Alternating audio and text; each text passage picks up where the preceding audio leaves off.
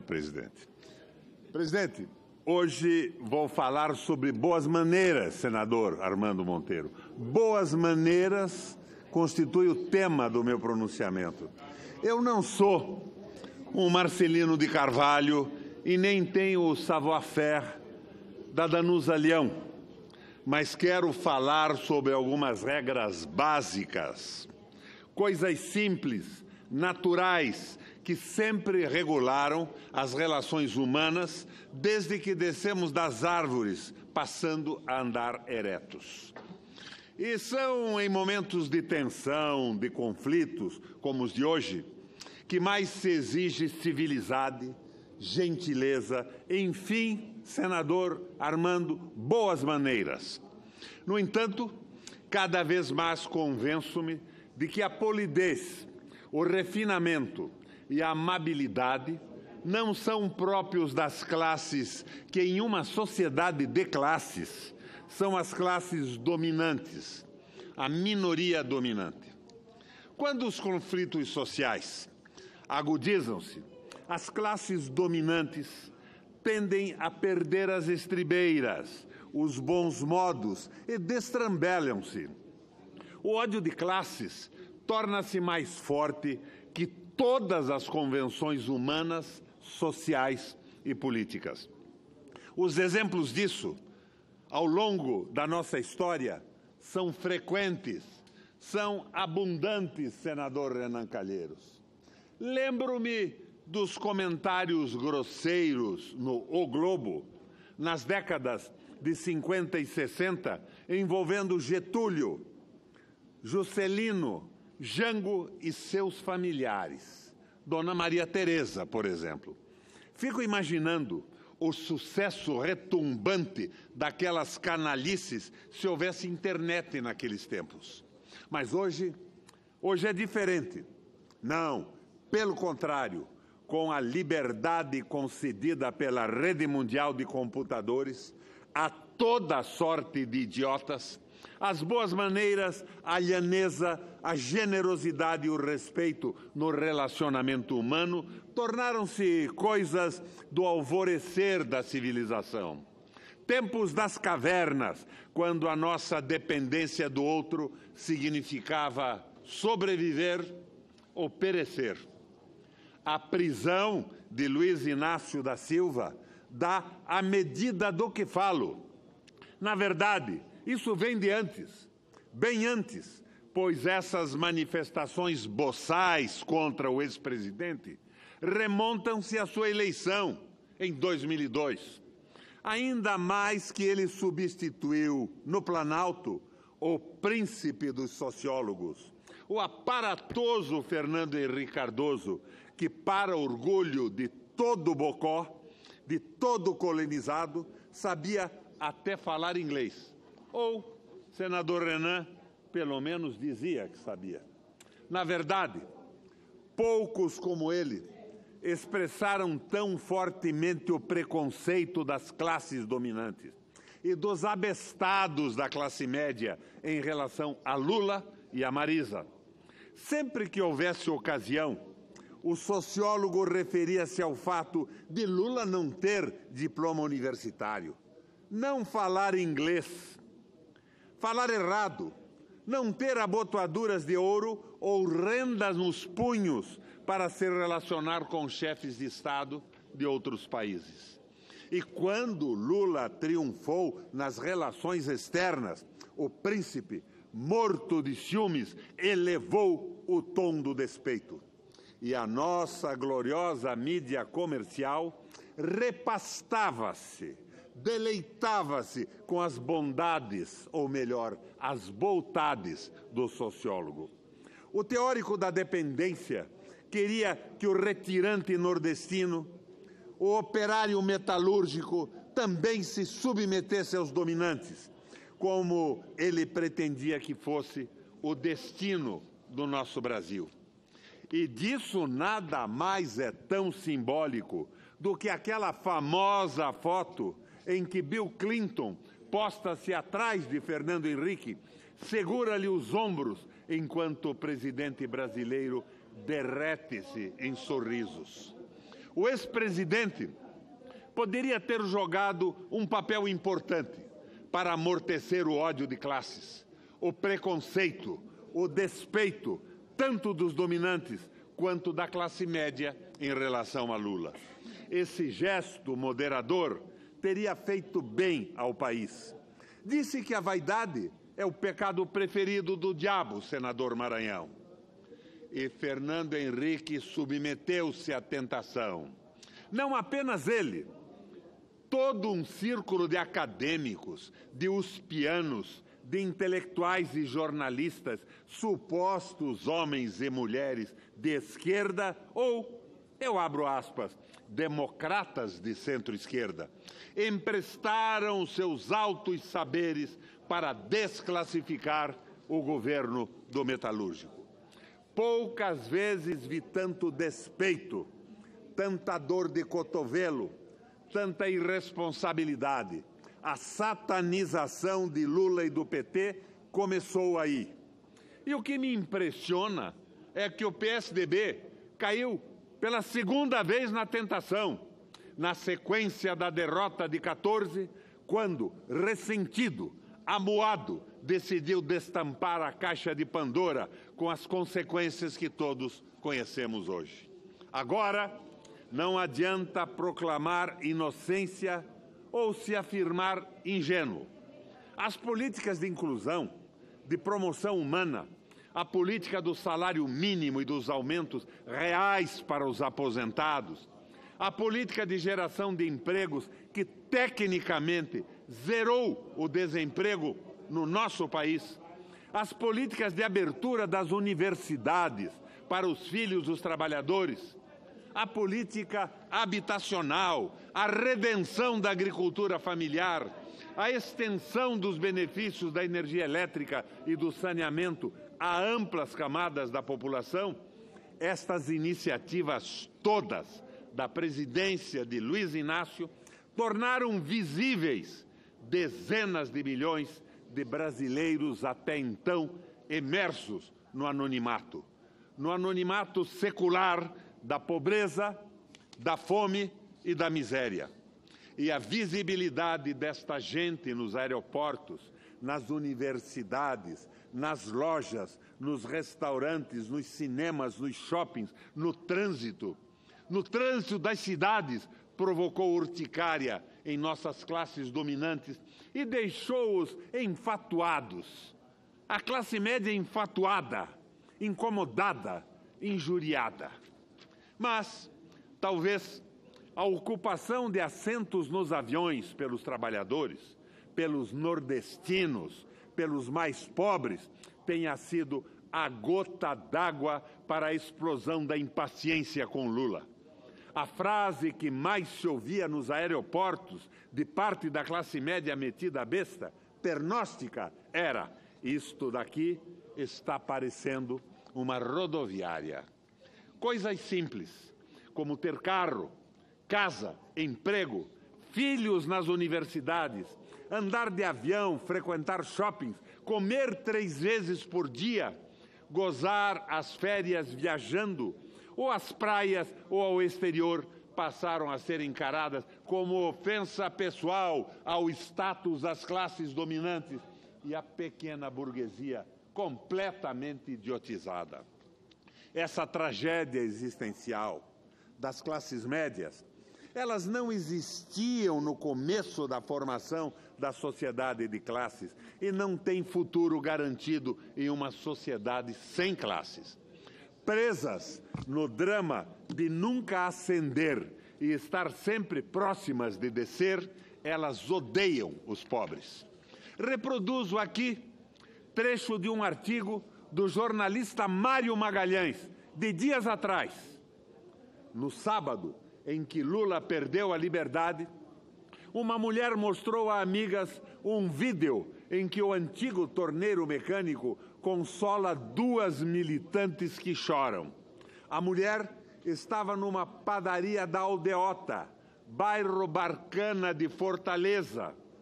Uma amiga pilheirou: está chorando porque agora vai ter que trabalhar. Se referia ao Lula. Vai acabar essa história de Bolsa Família. A mesa tremeu com as gargalhadas jubilosas. Um ouvido absoluto talvez percebesse ao fundo a voz gutural do cidadão de bem, o Justo Veríssimo, dizendo: odeio o pobre. Nem mesmo dia 7 de abril, a imprensa deu cobertura a uma festança comemorativa à prisão de Lula, nesse mesmo dia 7 de abril. Promovida por notório cafetão paulista, senador Armando, dono de um famoso prostíbulo que parece não incomodar nem as senhoras de Santana, nem os santos governadores paulistas. Afinal, a moda dos prostíbulos de Berlim e de Roma, a época da ascensão dos nazistas e dos fascistas, esse puteiro paulistano também é um puteiro do bem, que apoia os bons costumes, combate a corrupção e o perigo comunista e defende a Lava Jato. E deu provas disso, entronizando, na falta de Führers e Dusses, enormes cartazes com os retratos dos dois ícones do Poder Judiciário. E, sem que surgisse qualquer reação, o gigolô que se orgulha de suas conexões com juízes, procuradores, policiais e políticos, chegou a prometer 1 mês de cerveja de graça em seu prostíbulo, caso Lula fosse assassinado na prisão. Isso não é estranho, pois sempre houve uma forte vinculação entre o submundo da prostituição, das drogas, do rufianismo com o nazifascismo. É aquela atuação inelutável, invencível entre os moralistas e os amorais. Como exigir, então, boas maneiras, finesse, urbanidade e polidez dessa gente? Em verdade, não há diferença entre a reação da madame lá no bairro da Aldeota e a chulice do dono do prostíbulo. Deus meu, até o baile da Ilha Fiscal degradou-se no Brasil. As coisas não são mais como eram. Agora que os trabalhadores, os assalariados, os mais pobres estão sendo arremessados de volta aos tormentos de onde foram resgatados, nada mais apropriado que criminalizar o homem que teve a ousadia de propiciar a um matuto dos cafundós do Nordeste o prazer de uma viagem aérea ou de botar um canudo na mão de uma filha de operários. O homem que deu aos pobres o luxo de 3 refeições diárias.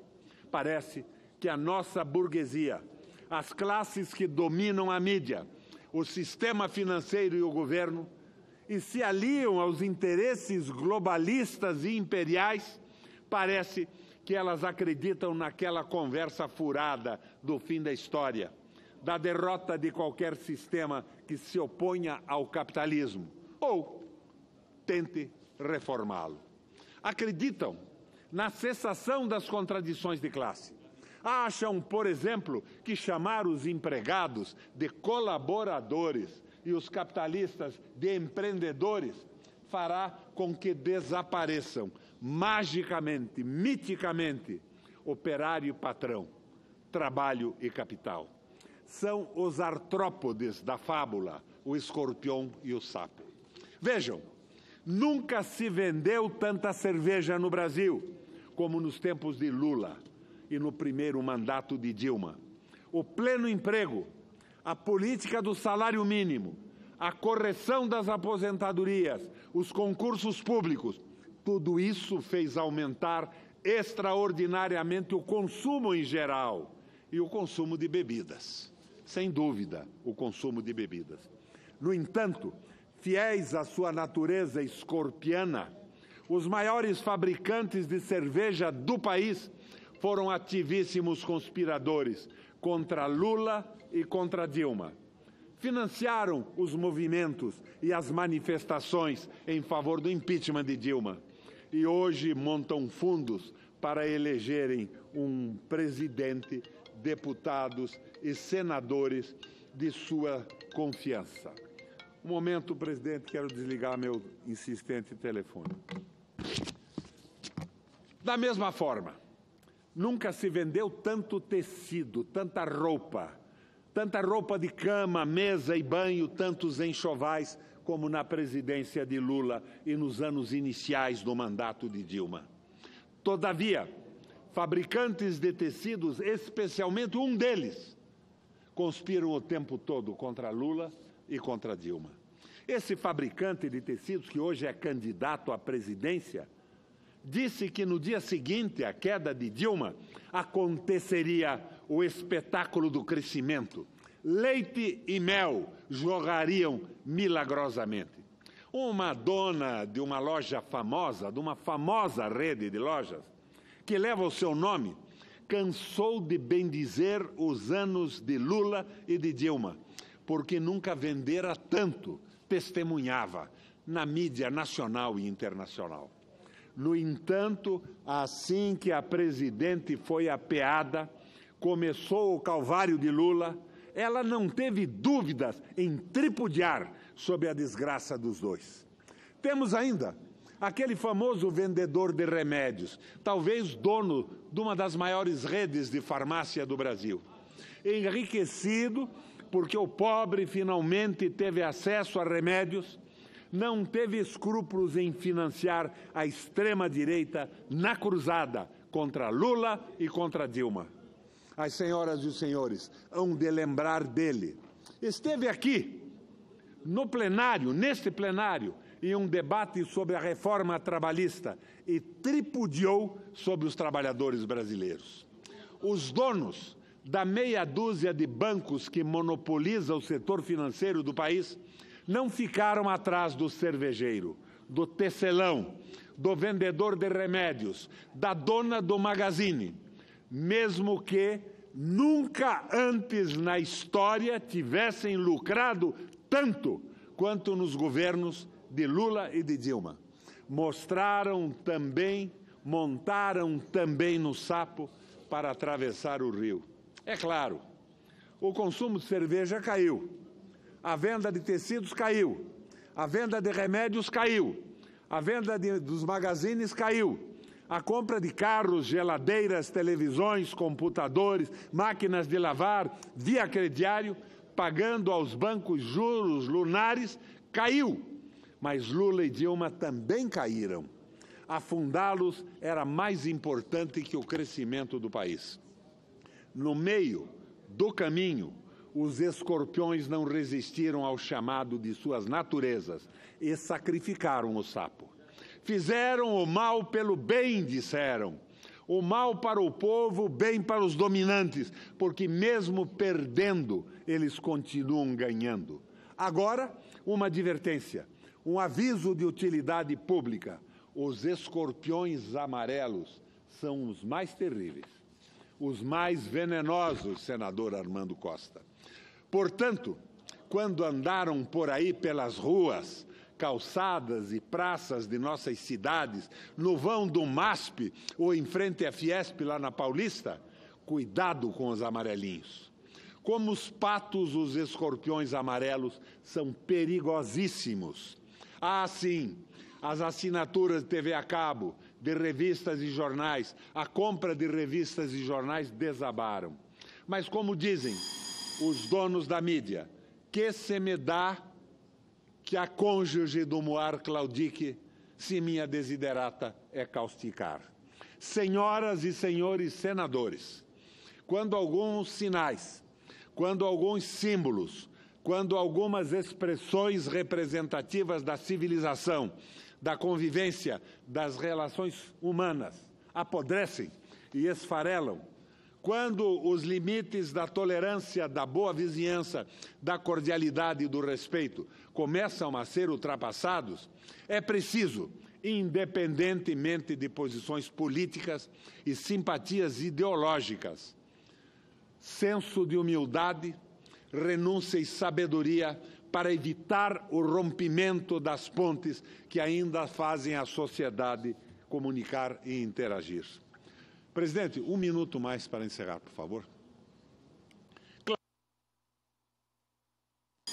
Claro, não se propõe diálogo com os extremistas de direita, com os fascistas que se abrigam nesses grupeiros que os cervejeiros, os tecelões, os vendedores de remédio, os banqueiros e os industriais sem indústrias da Fiesp financiam. A moda dos Thyssen, dos Krupp, dos Hugo Boss, dos Farben, dos Ferdinand Porsche, dos Agnelli na Alemanha nazista e na Itália fascista. Com esta gente não há interlocução. Modus in rebus, sensatez, razoabilidade, tino, ponderação, cautela. Engulam os preconceitos de classe. Deglutam o sapo barbudo. As lições da história estão aí e os bárbaros estão chegando. Quem quer pagar para ver no que vai dar? Boas maneiras, senhoras e senhores senadores, telespectadores da TV Senado e ouvintes das nossas rádios. Boas maneiras.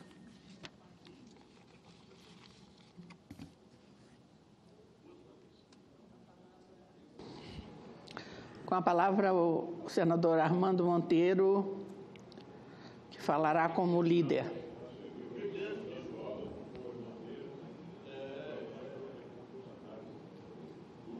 Quantos minutos?